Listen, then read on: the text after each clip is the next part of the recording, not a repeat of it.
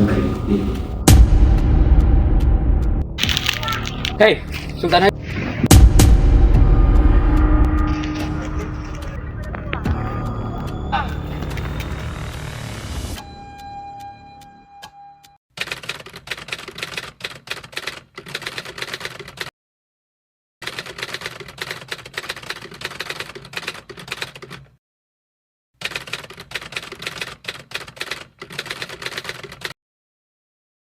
Di sebuah wilayah di ujung Pulau Jawa, tepatnya di Provinsi Banten.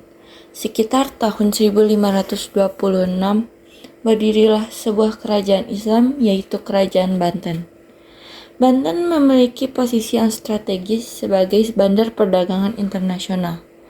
Oleh karena itu, sejak semula Belanda ingin menguasai Banten, tetapi tidak pernah berhasil. Pada tahun 1651, Pangeran Surya naik tahta di Kesultanan Banten. Pangeran Surya bergelar Sultan Abu Al-Fath. Ia lebih dikenal dengan nama Sultan Ageng Tirtayasa. Berlatar di kediaman Sultan Ageng, ia mengundang para pedagang dari negara Asia untuk mengembangkan hubungan dagang yang lebih baik. Perdagangan di negara kalian.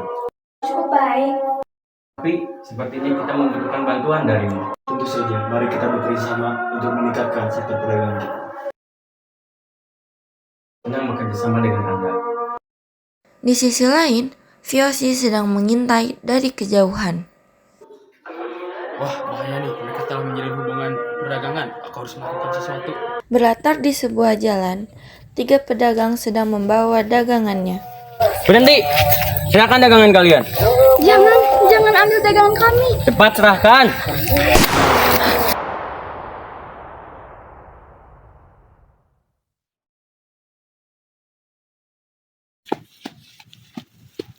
Tuan, tolong kami, Tuan. Ada apa?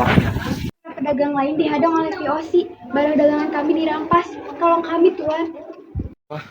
Hal ini tidak bisa dibiarkan. Aku akan melakukan sesuatu. Kalau begitu, kau bisa pulang sekarang, rakyatku. Terima kasih banyak, Tuan.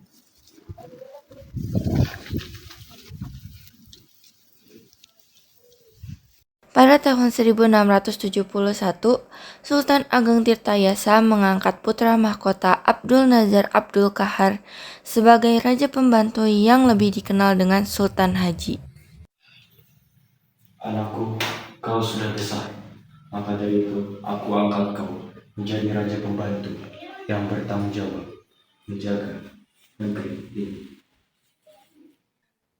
Baiklah Ayahanda, saya akan bertanggung jawab atas negeri ini. Di sisi lain, Fyosi mendapatkan kabar bahwa Sultan Haji resmi diangkat sebagai raja pembantu oleh Sultan Ageng Tirtayasa. Hahaha, ini kesempatan bagus. Aku bisa menghasut dia untuk menjadi sekutu.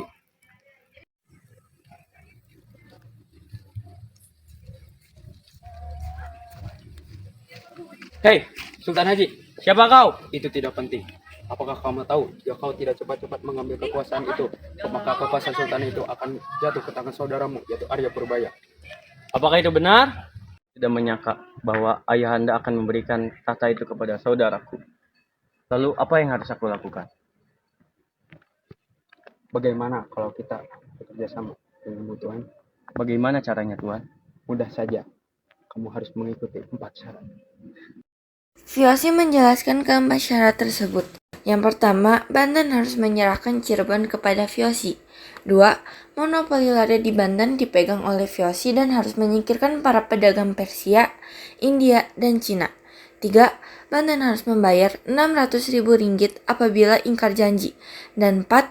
Pasukan Banten yang menguasai daerah pantai dan pedalaman Priangan segera ditarik kembali. Isi perjanjian ini pun disetujui oleh Sultan Haji. Baiklah, demi tahta itu aku akan mengikuti syarat tersebut.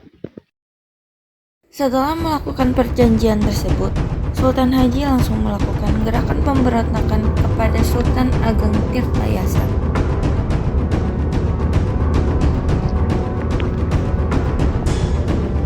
Aku tahu rencanamu Ayahanda.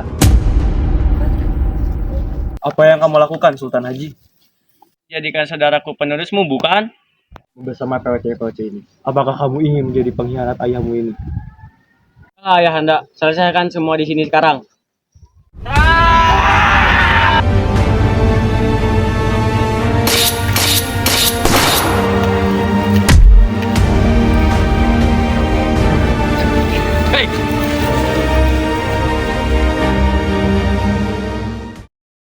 Berbulan-bulan kemudian, setelah Sultan Ageng Tirtayasa kabur dari serangan anaknya, ia berhasil membangun kerajaan baru yang berpusat di Tirtayasa. Sultan Ageng pernah mencoba melawan kembali, namun malangnya dia kembali terpojok oleh pasukan Fyosi yang membantu Sultan Haji. Pada akhirnya, Sultan Ageng hanya bisa kabur dan kabur lagi dari kejaran pasukan Sultan Haji. Suatu hari, ia bertemu dengan Fyosi. Hahaha, beberapa bulan yang lalu kau telah kalah melawan Sultan Haji.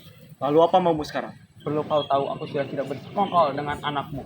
Aku bisa membantumu merebut tahtamu kembali. Bagaimana caranya? Ikuti aku. Sultan Ageng Tirtayasa pun langsung mengikuti Fyosi tanpa tahu bahwa Fyosi telah merencanakan hal lain.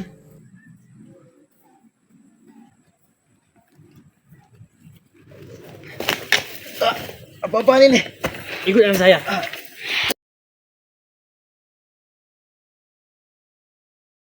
Ya! Akhirnya tertangkap juga kau.